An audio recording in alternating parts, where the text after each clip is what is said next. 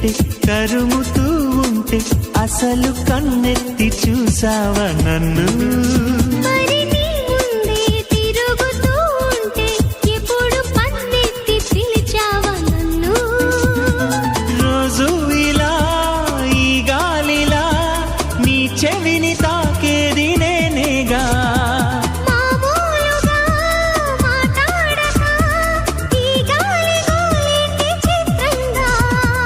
కలుసుకో త్వరగా కలలు నిజమవగా.